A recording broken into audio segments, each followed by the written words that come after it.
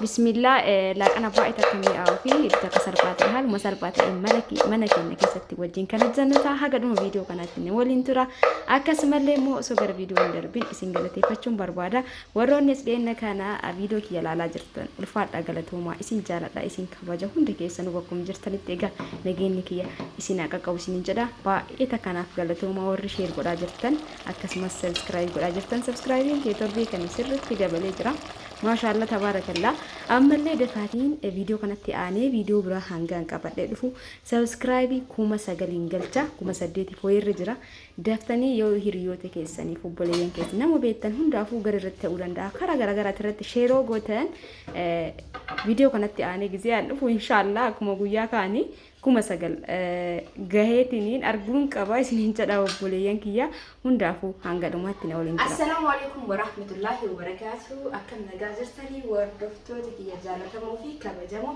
akkam jirtan fayyaa keessanii alaamaan saanaan keessa nagaa isin jecha egaa warroonni biyya alaa jirtanis warroonni biyya keessa jirtanis hundi keessanuu bakkuma jirtan jiraatanii warroonni daawwatan akkam jirtanii fayyaa keessanii dalagaa fi ammaal fakkaata نقدر بريدة الحمد لله اسم تراس بريدة كتي أبدين كم وردت فيها اللي وردت فيها بكنيات تبلشة فجرة كده وردت فيها كتني سيمبو كيسة جتشولا كنا فترة كيسة رانغر مالتنا ولا نتو فيديو كي يوم لايك يقولوا هندا قتنا أكاسمس وروني أوسو سبسكرايب يقولي لالتا سبسكرايب جتشولا موني يوم بيتن تايم أنا تودين تداني سبسكرايب تايتان سوتو جتاني سوتو جتشولا أكنا قتو تاني سنيبودا أول كديشولا فاتاني جتشولا سنيبودا فيديو نانو دلقو baadiyyaa jirtanii magaalaa jiraatanii egaa bakka feetan jiraatanii yoo neetworkii qabaatan isinirra dhufa jechuudha yogguu san gadhattanii laattanii ittiin bohaartanii waan barumsa qabu yoo ta'e barumsa irraa argattan jedhee yaada. Egaa har'aan kana mootuu hordoftoota kiyya laaqana waliin hojjenna. Simbool laaqana maal akka hojjettu waliin turuudhaan ilaaluu dandeettan jechuudha. Hordoftoota kiyya laaqana hedduu takka mi'aawuu fi hedduu takka namatti tolu walumaan kan hojjennu ta'a isin turtiin keessan hanga dhumatti na waliin haa ta'u. Egaa jalqabarraa hanga dhumatti waliin dalaglee laaqana baay'ee takka namatti tolu kan dhandhamannu ta'a. Isin immoo laayik gochuu hin dagatina akkasumas namoonni as dhiyeenna kana gara chaanala kiyyaa dhuftan dhugaa dubbachuuf waan isin jedhu hin qabu hedduu takkanaaf galatoomaa caalaa jettee osoo jiraate isin jedha dhugaa isin jedha hedduu takkanaaf galatoomaa torbee tokko keessatti karaa nama kuma tokko gahu ka'e warri subscribe nu godhe jechuudha torbee tokko keessatti maashaallah tabarakallah hedduu takka galatoomaa ulfaadha isin jechuun barbaada namoonni jalqabarraa hanga ammaa ergaa YouTube banirraa hanga ammaa na waliin turan na waliin dadhabanii yaada na barreessuudhaan cimii duubatti hin hafini ati cimtuudha warri na akkas jettanii na cinaa dhaabbattan akka gara fuulduraatti deemu haamilee itti horatu ta'e hundi keessan ulfaadhaa galatoomaa warri isin kana mootummaatti kiyyataan YouTube kii keessaniidhaan viidiyoo anu jedhe hundi isaatu daawwadhaa isin affeeree isin jaallattu kiyyaa yoo isinitti tola laayikii godha yaada keessanillee barreessa taariitii namni waa dalagu kun yoomuu mala bakka dongortillee yaada keessan kana sirreessi kana balleessite kana tolchi jedhaatanii nama barreessa isin jedha namni waaju tokko wanta balleesse nama biraatti nama arga jechuudha akkasiin jaallattoota kiyyaa haasawa isinitti hin dheeressu warri subscribe gootanii maatii isin boota'uudhaan viidiyoo kiyya maashaallah wallah hedduu gammadee torbee kana keessa viidiyoo kee sirriitti ilaalaa jirtanii maashaallah tabarakallah mee ammallee kana caalas ilaaluu dandeettanii keessan laayikii gochuu keessan chaanala kiyyaaf guddina chaanala kiyyaatiif sababa ta'a gaafa chaanala kiyya guddatee egaa namni tokko waan hojjete tokkotti yoo milkaa'e yoo waa irraa argate namni kamuu waa dalagu ittiin jijjiiramuuf ittiin tajaajilamuu fi ayyaanni namoota keessaa tokko jechuudha. Kanaaf isin na laaltanii biyya kamuu jiraadha wifi ittiin kafaltan yoo isinitti toluu baate laaltanii dhiibbantanii dhiistanii yoo isinitti tole obboleeyyan keessanii hiriyoota keessanii sheerii gootanii chaanaalli yoo naa guddate ani waan tokko jedhee isin biraan gahee fayyadamte yoo ta'e maal rakkina qabu waan akka rakkina qabu jechuudha. Kanaafuu hundi keessanuu sheerii godha akka an guddadhuuf sababa ta'a nama tokko guddisuuf sababa ta'a malee kuffisuuf sababa hin ta'in dhugaa isin jira haa chaanala muka yaa koo sunteen waa baay'ee jira jireenya keessa isin jechuu barbaade yeroo kamuu jechuudha namni tokko ati gammachiisi wallahi dhugaa dubbachuuf nama gammachiisu hedduu takka na gammachiisa bakka gammachuu nama arguu hedduu takka baay'ee deemee guddinni chaanala kiyyaatiif sababa ta'a isin jechuu barbaadeeti homaa isin irraa hin hir'atu subscribe godhaan laayikii godha wanni biraa wanni isin itti kafaltanii na guddistan hin jiru kuni waan onlaayiniidha waan yeroon fide waan teeknooloojiin fide kanaafuu wanni isin na guddisuudhaaf sababa taatan jijjiirama kiyyaaf milkaa'ina kiyyaaf akka isin sababa taatan waa'ee darra kaayee jira asuma kan gubanne share ma gochuudhaan like ma gochuudhaan subscribe gochuudhaan ittiin kafaltan jechuudha. Hundaafuu isinitti godina uumaayyuu dhugaa dubbachuu haasawa isinitti baay'isee walumaan gara viidiyootti deemna turtiin keessan hanga dhumaatti na waliin haa ta'u. Egaa hordoftoota kiyyaa kunoo wanti na barbaachisu dinnichaa yookaan moosee hidda 3 shunkurtii hidda 4 muushaan qopheessee waa lamaa fi qullubbiillee qopheesseera. Asitti immoo atara kun kikkii ataraati kuni. Itti aansee immoo as biratti fosoliyaa kaarotii hidda 2 qofa asitti timaatii mallee qopheeffadheera. Kunoo kana fakkaata jechuudha wanti aan qopheeffadhe. Asitti immoo gizee irraa dhiqee irra kaa'u isiniin waraabne atara san irraa dhiqee irra kaa'ee wanni godhe hin jiru bishaanummaan irraa dhiqee ittiin bishaanummoo irra kaa'ee jechuudha. Saniin booda bakka kanatti shunkurtii keenya ciranna shunkurtii kana bakka lamatti godhuu fi egaa gadhumaatti na waliin tura isiniin jaa obboleeyyan kiyyaa warroonni immoo viidiyoo kalee jalatti jireenyi waddade jettan wallaahi uumaan jedhu iyyuu alhamdulillah maaliif shunkurtiin amma yeroo amma qarshii 70 irra jirti gizee 170 galee qaba jechuudha. Biyya keenya keessa shunkurtiin kiiloon takka qarshii 170 hanga 180 illee binnee turre tanaan dura akkasumallee mootu timaatimni birrii 90 galee ture birrii 80 birrii 100 galee ture alhamdulillah amma birrii 40 irra jira. Kanaafuu uumaan jedhu jedheeti yaada jireenyi qaalaa'uun akkuma walii galatti ta'ee yaa'u biyya keenya keessa hunda adda isa godhu biyya akka biyyoota biraa hojiin hin jiru malee qaalaa'uun jireenya biyyuma hunda natti fakkaata akkuma addunyaatti garuu garaagarummaan isaa biyya keenya hojiin hin jiru jechuudha. Malee uumaan jedhu jechuu barbaadeeti kana caalas qaala'ee ture jechuu barbaadeeti walumaa galatti shunkurtii kiyya eega jiradheen booda kunoo kikkii kan irra kaa'een jira. Kikkii kun dhugaa dubbachuuf xiqqoo na jalaa ture bakka maamila kiyyaatti hin binne jechuun hiika midhaan akkanaa kanneen kikkii uumamaa kanneen hin dhandhee ture dheengadda gabaa gizee deemu isa tokkichaaf gara sin deemu jedhee garuma argee bite. Asitti zayitii akkuma beekamu egaa zayitiin dafeen booda shunkurtii kana itti qica jechuudha. Itti irraa naqa kaan xiqqoo isirraa bifadha haalichaaf. Saniin booda zayitii danfetti garmalee osoo hin danfin yoo inni xiqqoo jedhee shunkurtii cirame kana itti naqadha jechuudha. Hordoftoota kiyyaa maxxashaa tan hedduu takka jaaladheera hedduu takka aga isiniin jedhu caala tariitii isiniif haarawaa miti. Isiin tuni garuu baay'ee takka natti toltee jirti.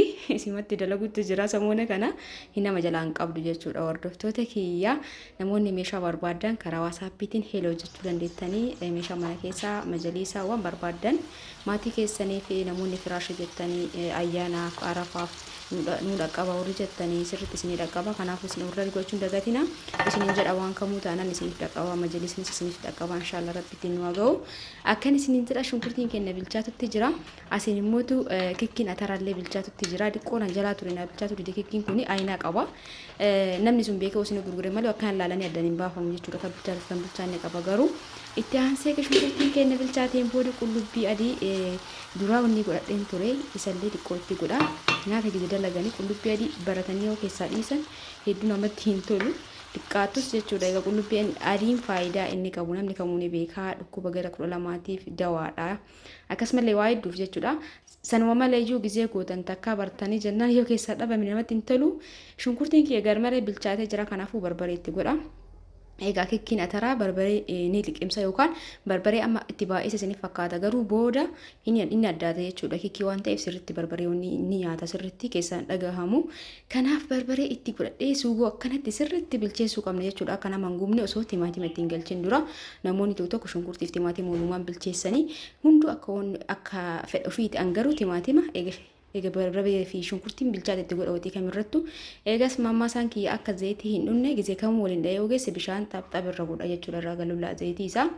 Kunoo akkuma argaa jirtan kana suugoon keenya bilchaatee jira maashaallah wanni maxxashaan hin qabdu isiniin jedheen ture. Kanaaf namoonni maxxashaa tana barbaadan karaa waasaappiitiin heeloo jedha distiin yoo isin jalaa waddade isa kana tokkichallee yoo bitattan gahaadha. Yoo dandeettan immoo distii abbaa 3 abbaa 5 bitachuu dandeettan garuu abbaa 5 agas maraamti jechuun biyya keenya keessatti abbaa 5 san bittee 5nitti hin dalagdu. Kanaafuu angizee baay'ee gizee meeshaa namaa bitu waan irraa beekurraa jechuun akka yaadaatti akka obbolummaatitti illee inni nima. Kunoo kanneen amma qullubbii fi shunkurtii allichaa fi eega suugoon kiyya sirri bilchaateen booda timaatima akkanatti kukkute jechuudha irraa qunqisee akkanatti ciree hin faqaffannee beekaatumaan suugoon isaa hedduu bareeda onni kikkii keessaa jechuudha akkana gizee goone akka shiroo gizee godhan amma faqaffaqaa garuu waxii biraa missiraa fi waan akkana kana godhummoo qunqii isaa irraa qunqisee ciccira gara haasaatti isin deebise maxbashaa fakkeenyaaf distii abbaa shanii san dirqamaa miti jechuu barbaadetti maal itti gootan abbaa shanii abbaan sadii higaadha yoo abbaa sadii humni isinii dadhabe maxbashaa isa oriijinaalaa tana tokkicha yoo bitattan biratti diddiqqoo san ta'urree hin qabne suugoofoo bitattan gahaadha jechuudha.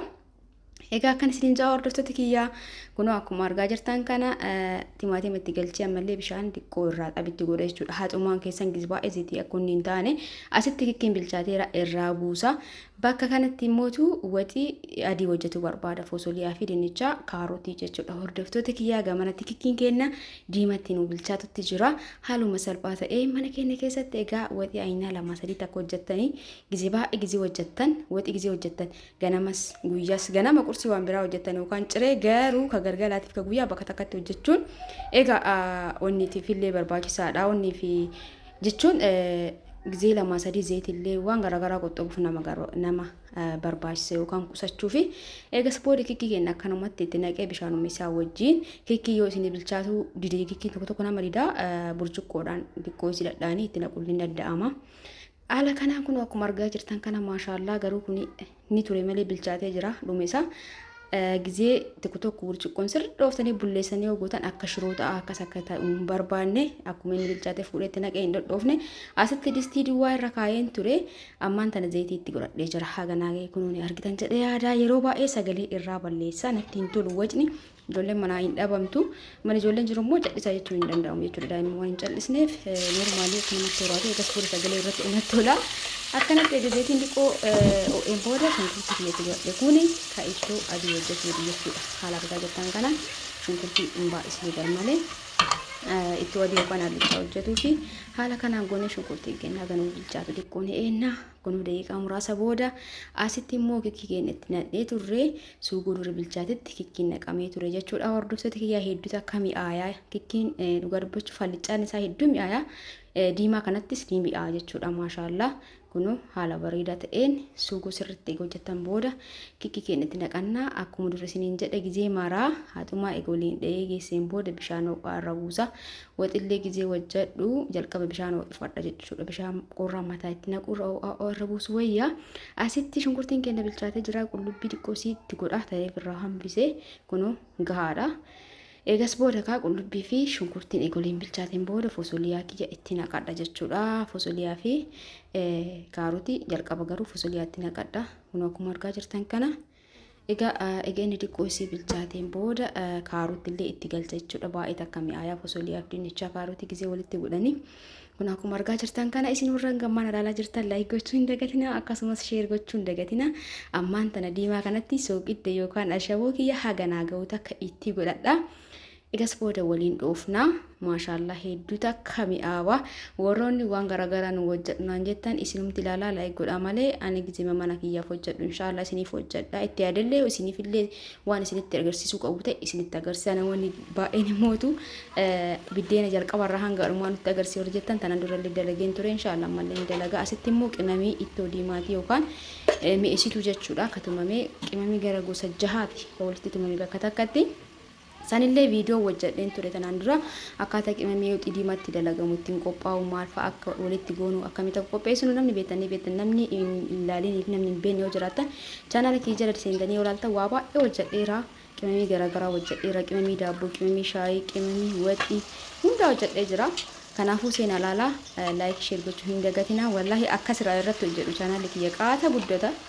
Garuu kaawumaa miti asitti immoo kaarotii keenyatti godhan eeguu fosoliyaan xiqqoo bilchaateen booda maal jechuu barbaade ilaala namni waan hin taane gizee yuutuubii kana muso cadhisa tiiktookii irratti fe'e ima guddata namni sirriitti ilaala waan hin taane tokko sotti fi gadhiisanii garuu yoo ifaajanii namni hojjetee akkana gadhiise osoo ilaaltanii sheer gootanii obboleetti teessan guddistanii rakkinni qaba jedhee hin yaadu.